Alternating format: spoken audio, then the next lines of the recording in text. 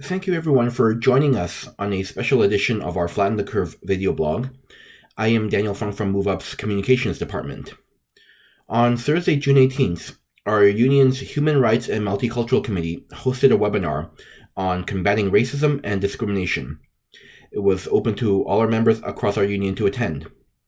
The purpose of the event was to listen to the real lived experiences of our members, to have a dialogue, to understand what racism looks like in our society and how it affects those who feel it. The first step towards taking action is to listen and learn. And in that webinar, we had 4 featured guests, 4 different voices representing 4 different experiences from different backgrounds. And in just a few moments, you will hear some of the snippets of their stories. We will begin with Kevin, a MoveUp member from Luma Native Housing. My mother is a survivor of Indian day school. My grandmother is a survivor of Indian residential school. My grandma doesn't talk about her upbringing. When it does get brought up in conversation, you know, she glasses over and she tears up and then she shuts down, and that's it. My grandma's just all inward, and nothing more is shared at that particular point, which is it makes me really sad, because my grandma is a wealth of experience, and in our Indigenous culture, elders pass on history and lessons and life's walks and teachings that they've compiled with their own walk to others in efforts of sharing and continuing our culture and our practices and all of the worldly experience that's gained. So to see my grandmother shut down and just become an emotional ball, not able to not willing, not wanting, whatever her specific reason is, but literally shut down. It saddens me and it angers me. It angers me that happened in this country that I call Canada, and it continues to happen to today. You know, that list of and I don't think I read off all 8 names. My apologies. I got tongue-tied halfway through because it had this impact on me. You know, 8 deaths within the span of 2.5 months at the hands of police. 8 Indigenous deaths, 2 of which were wellness checks. I don't get it. I don't understand it. Well, I do when I read between the lines, but on the surface and what's presented, I don't get it. I don't understand it. And we need to be talking about this. This needs to get light. This needs to get discussed. This needs to get out there. It doesn't need to continuously get thrown onto the back burner. And every now and then stumbling across a low-level news report that's happened to find its way onto Facebook or Instagram or whatever the case may be. This is very real. I'm looking at this little note paper I had jotted out a couple of hours ago, and I'm just working myself up. The whole intent of why I had agreed to talk at this webinar was in efforts of shining some much needed light on something that's very real, that is happening today in this country that we call Canada, in efforts of just continuing or assisting in growing a much needed conversation in our Indigenous community, in efforts of change, reform. Something needs to break, something needs to change. My people need to stop dying at the hands of people we entrust with our lives. The next speaker you will hear from is Sati, who is a MoveUp member from TransLink. And one of the ways that Sati shares her lived experiences is through the way of poems that she writes. And the following is one of those poems that she presented during the webinar. Just give a little bit of background on it. I always think, where I grew up anyway, I did grow up in the UK, but I think my first instance was in the playground of racism. And when you're very young, you really don't even know what it is, except that it doesn't feel nice. So this poem is kind of around that subject. Okay, so, I was in the playground when I first heard those words. Didn't know what they meant, but I know I was hurt. I cried all alone. I felt quite ashamed. I looked down at myself and I felt so stained. It was that day I realized it was because of my color Little did I know this would cause me to suffer. It didn't stop there, it happened again and again. The one thing that was constant was the hurt and the pain. I sat on the bus, the seat beside me stayed empty. My mom said, don't worry, but it still did affect me. Being chased home from school, I learned to run like the wind. I knew places to hide, I became hard to find. The cuts and the scrapes would find a way to heal, but the pain in my being was stamped like a seal. The taunts and the name calling felt like sharp knives, sometimes just said in passing like giving a high five. I became very strong and my skin became tough, but deep down I was gentle and found it hard to be rough. It's hard to understand if you've grown up white, but to feel less than you are is so not right. It takes years to get back what was cruelly chipped away. It made me second guess the things I could say. When my mind drifts back to being in that playground,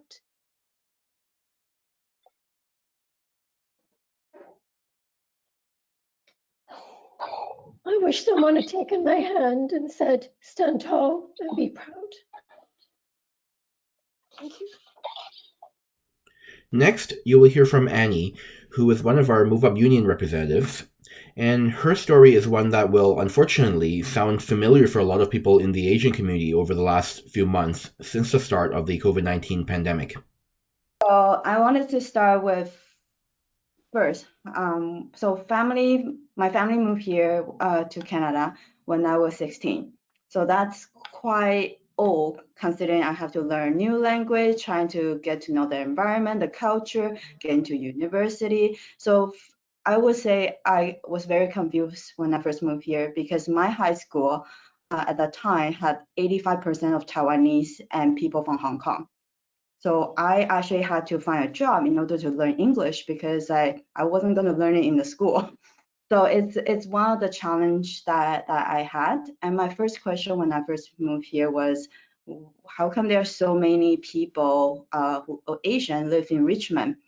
And it got to the point I was 20, first time really faced racism events in my life in Canada. Was someone I didn't know. I parked my vehicle. Someone feel comfortable enough to walk up to me and say, why don't you go back to China? I didn't think much of it. I turned around and said, I'm sorry, but I'm Taiwanese. But I didn't really think why the person would do such things. And fast moving forward to what we're going through right now, the COVID-19, I had one incident. I was actually just walking in the park, and a Caucasian male decided to yell across the street from me and say like, hey, go back to China. I did the same thing. And I realized like I didn't think much because that's just a muscle reflex in a way. And I didn't feel comfortable to really engage a conversation to educate the person to say what's the difference between Taiwan and China. And just because a government has done certain thing, that doesn't mean the entire Asian, Chinese, Taiwanese communication support such decision. But that wasn't a conversation I was gonna have by myself in the park.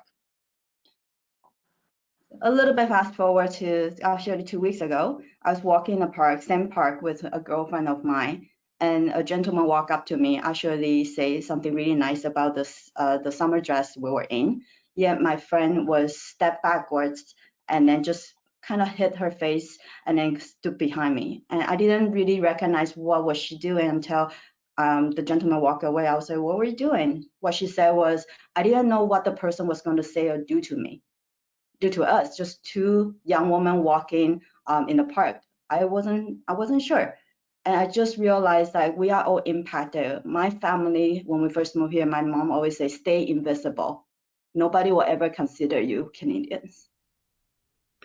The final speaker you're going to hear from is someone who recently appeared on this video blog, and that's MoveUp board member Anderson, who works at BC Hydro.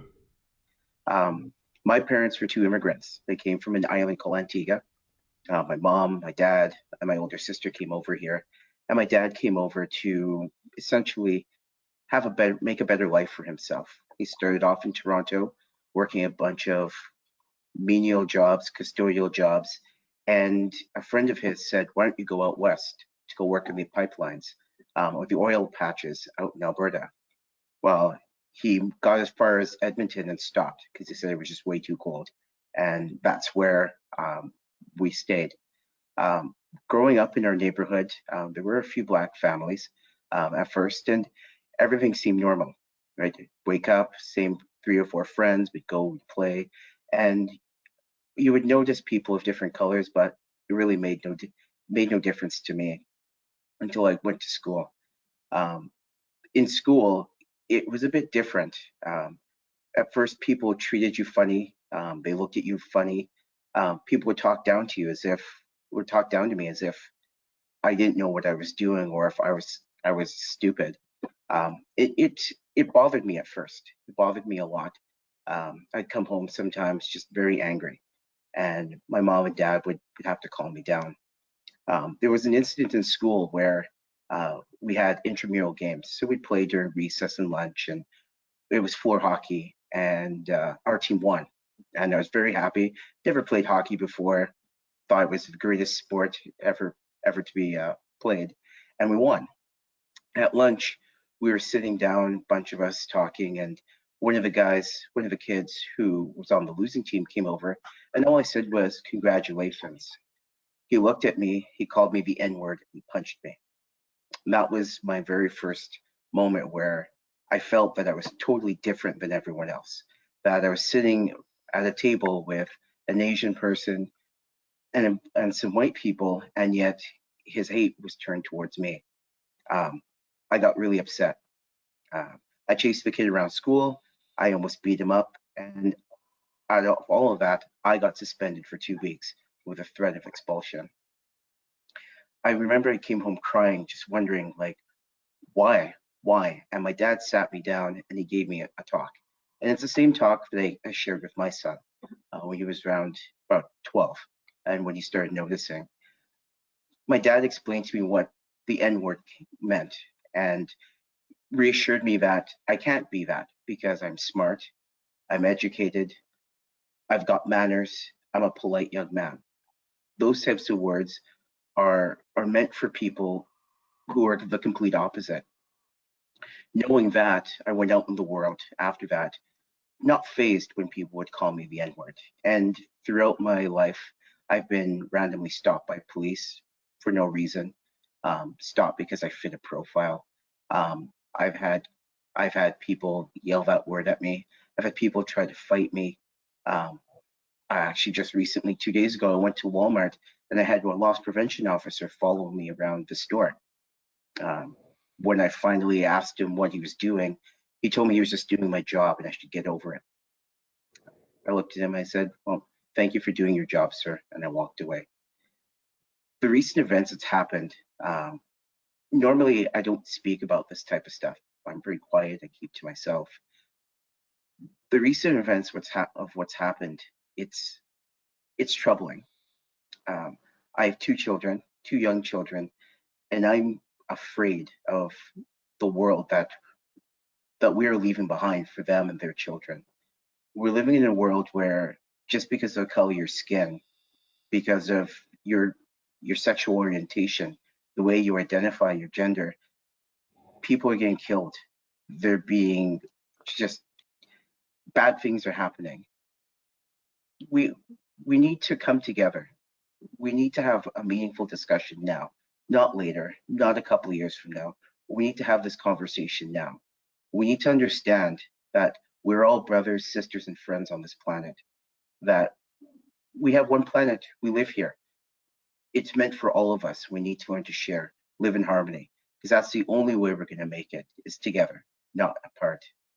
Um, things like this, it's very, I can't even explain it.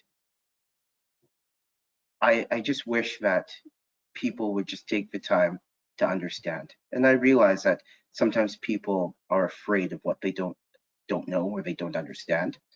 Uh, we live in a day and age where we have social media, we have Google, we have all sorts of means to understand each other better, so that way we can live in harmony.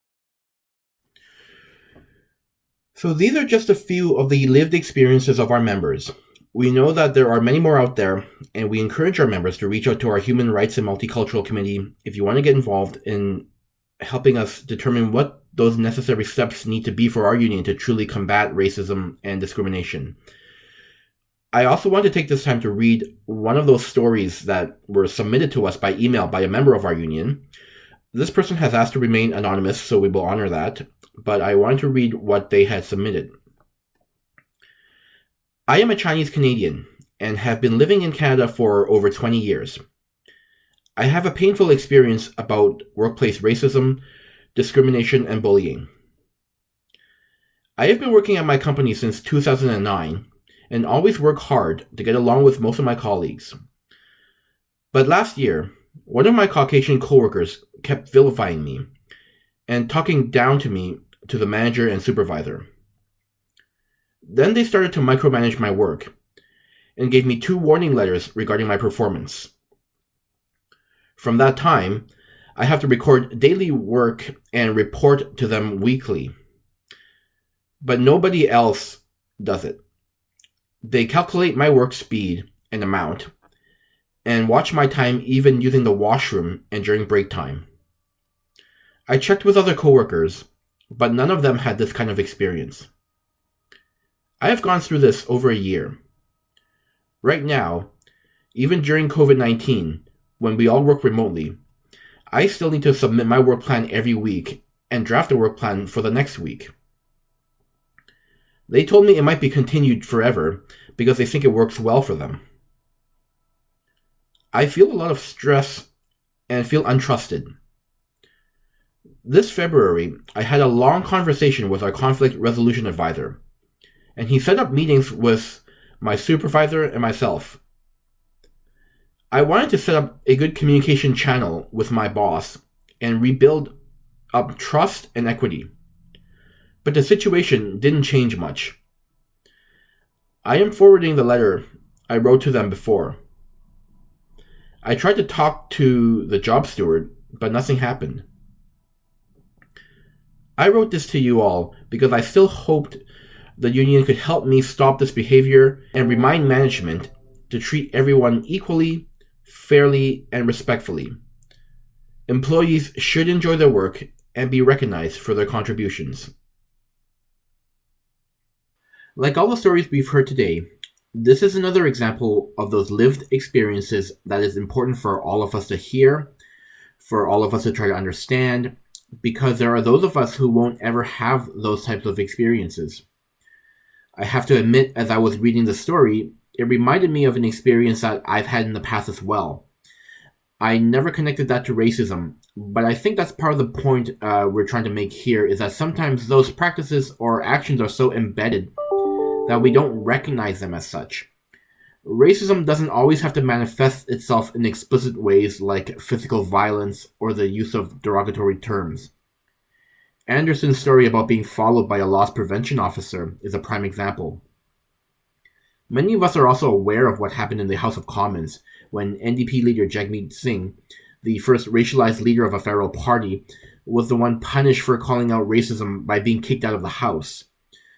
So I hope hearing some of these stories encourages people to be more open and will continue to listen, and I hope more people speak up because these are the things that have been kept hidden for far too long. And as we conclude this video, I want to leave all of you with one more poem from Sati and say thank you to everyone for watching this all the way to the end. We are all going to have to be part of the solution, and this is an encouraging first step. Forgiveness, compassion, peace, and justice, just a few of the words that may calm this destruction. There's fire and it needs to be drenched. The people are angry and their fists are clenched. If you're in a position to lead, make your words true and don't mislead. Listen to the people, their feelings are raw, that you'll end all this racism and make it the rule of law. Too long has this gone on, this stench of hate. Laws need to be changed in all our states. The healing can start if you acknowledge the wrong. We feel we need to belong to make our nation strong.